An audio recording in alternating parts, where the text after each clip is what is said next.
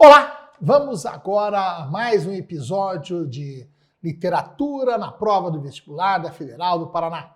E em destaque, agora a obra chamada O Livro das Semelhanças, da escritora mineira Ana Martins Marques. Bom, vamos falar um pouquinho então sobre a autora também enquadrada na chamada literatura brasileira contemporânea, tá?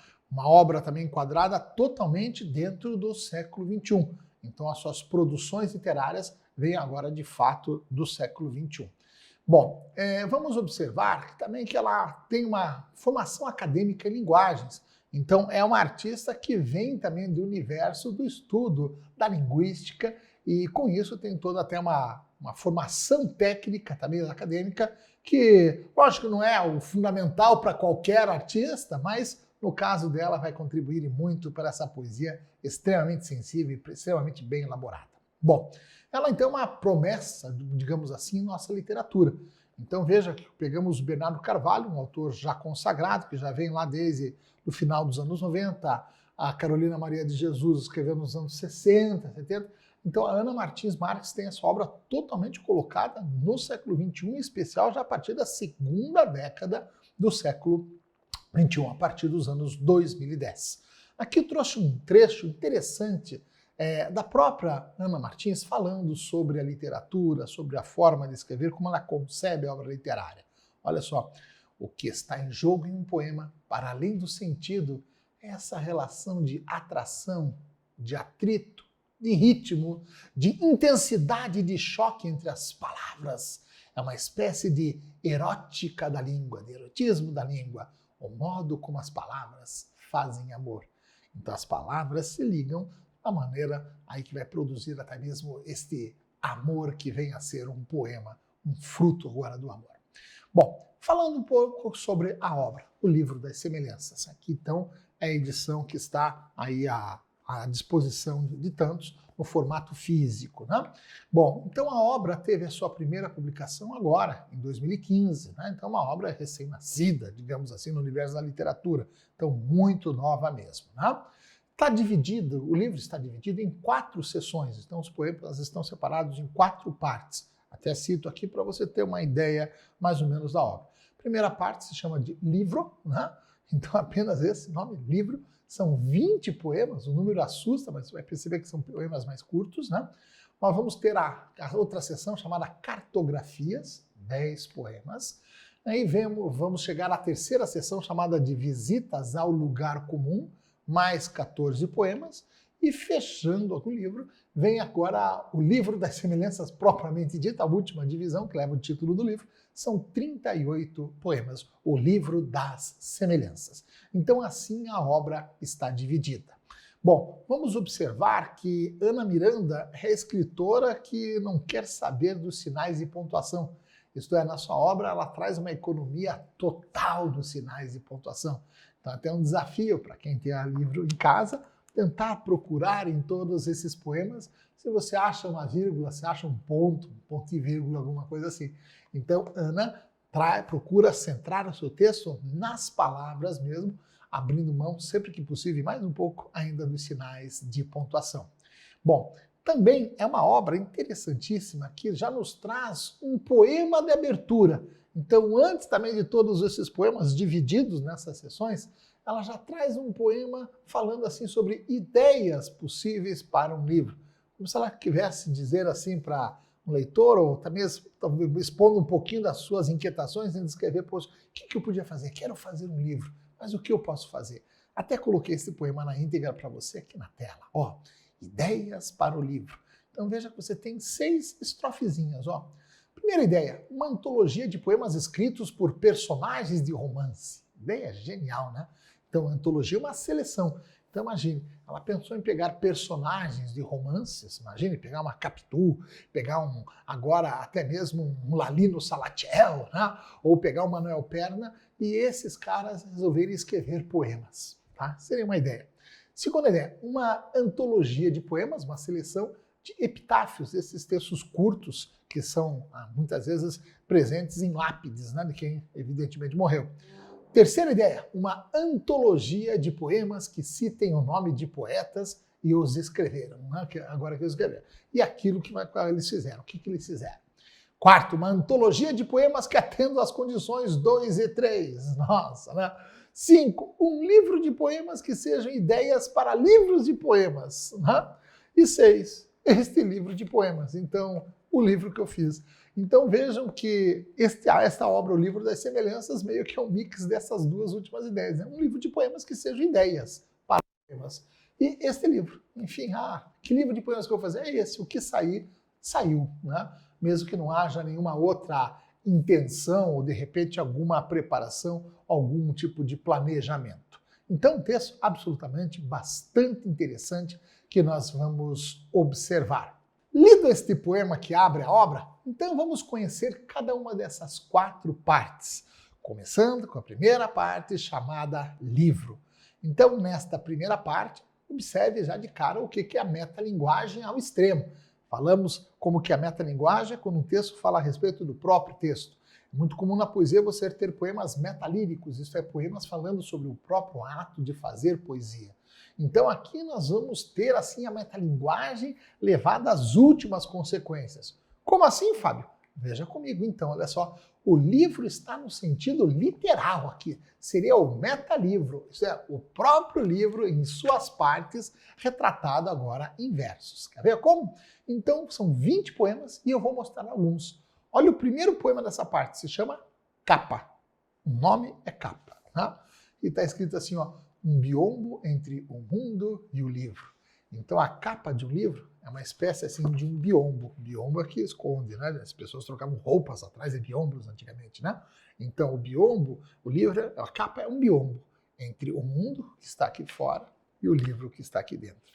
E às vezes o leitor se esconde aí no biombo. Bom, então, olha só. Depois aparece assim, ó, nome do autor. Nome do autor, impresso como parece estranho, o mesmo nome com que te chamam. Então todo artista costuma dizer, nossa, que interessante ver o nome na capa, né? Então, ó, já referência ao nome dela, Ana Martins Marques, né? E depois vem ainda lá, título, suspenso sobre o livro como um lustre no teatro. Então todo o título aparece assim como se estivesse suspenso no livro, como se fosse um lustre agora no teatro. Então são poemas falando sobre até aquilo que você vê na capa já do livro, esses elementos.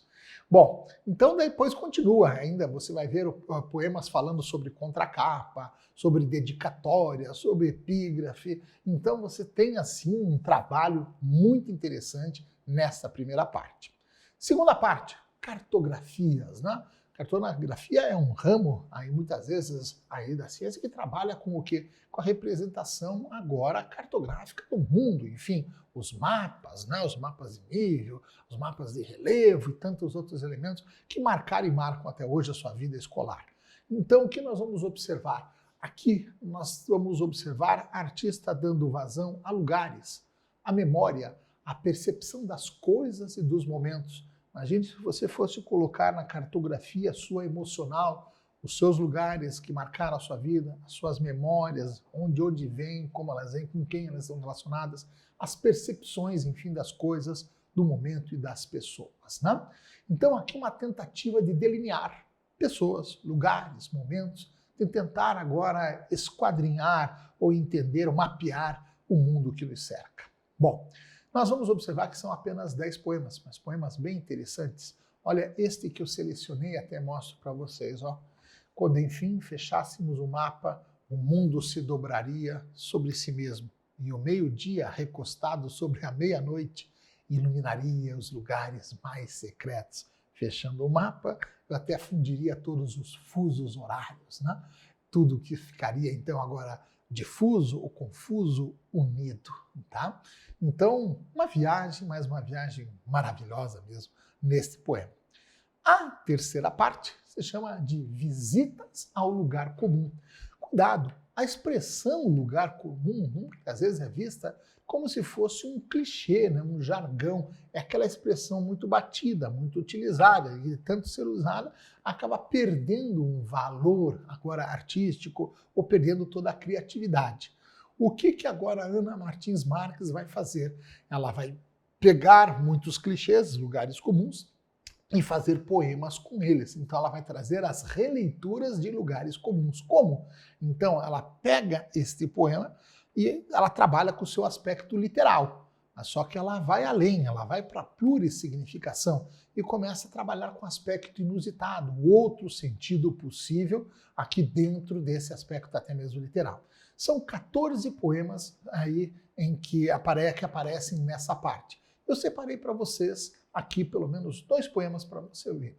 Olha o primeiro poema, ali o número 3, até que eu trouxe para você na tela. Ó, dobrar a língua. Então aqui qual é o lugar comum? Ah, dobre a língua. Às vezes você talvez já tenha escutado isso, ó, dobra a língua quando falar comigo. Isso é modere as suas palavras. Ou não fale assim, quase um calha-boca, mais assim estiloso. Então veja o que ela faz agora, poesia com isso, ó.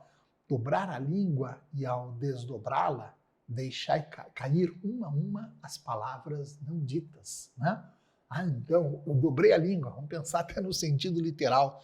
Mas agora, quando eu desdobrei, eis que as palavras estavam nela. Então eu desdobrei e as palavras caíram. Isto é, então eu resolvi não dobrar a língua, resolvi falar. E quando eu falei, simplesmente despencar essas palavras que foram sufocadas, que foram, enfim, caladas. Bom, olha o outro poema aqui, o número 4, né? Aparece ali, perder a hora. Outro clichê que você já escutou, já é ter falado, ih, acabei perdendo a hora, dormi demais, perdi a hora. Bom, como é que ela vai fazer poesia disso? Ó?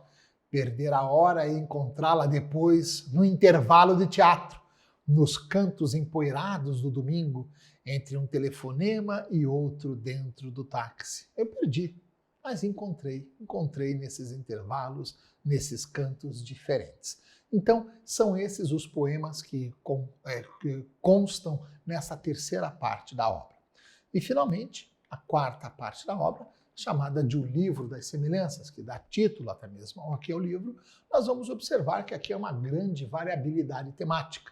Então, aqui, pensando até naquele texto inicial, Ideias para um Livro, seria aquele último tópico. Ah, vamos fazer um livro que vai ser o quê? Este livro. Não sei, nem vou separar em seções, são os poemas que eu escrevi. Então aqui você observa esta variabilidade temática, tá? É a parte mais extensa mesmo, são 38 poemas. Eu separei aqui um poema apenas para você ver, tá? Um poema chamado Fala. Ó, como quem arruma a mala às pressas e enfia nela não o que precisa, mas o que encontra mais à mão. Estas 2 ou 3 palavras frias demais para o inverno, muito quentes para o verão. Então, olha o título do livro, O Livro das Semelhanças. A poesia trabalha com semelhanças, afinidades, com metáforas, né? Então, o que vem a ser a fala? Muitas vezes a fala vem a ser algo assim, como quem vai arrumar uma mala super rápido e coloca o que não precisa, mas o que está encontrando na mão. Então, vou colocando. Bom, mas a fala muitas vezes acaba sendo não adequada para o momento, né? Porque ó, estas 2 ou 3 palavras são frias demais agora para o inverno, não serve, e são quentes demais para o verão. Então a dificuldade de se comunicar, a dificuldade de se expressar, é o que você percebe num poema desse chamado Fala. Enfim, aqui está, em linhas gerais, essa obra maravilhosa e bastante acessível da Ana Martins Marques, O Livro das Semelhanças. Valeu? Bem, se você está gostando desse vídeo, não deixe de deixar o seu like e também compartilhar com seus amigos que vão fazer a Universidade Federal do Paraná.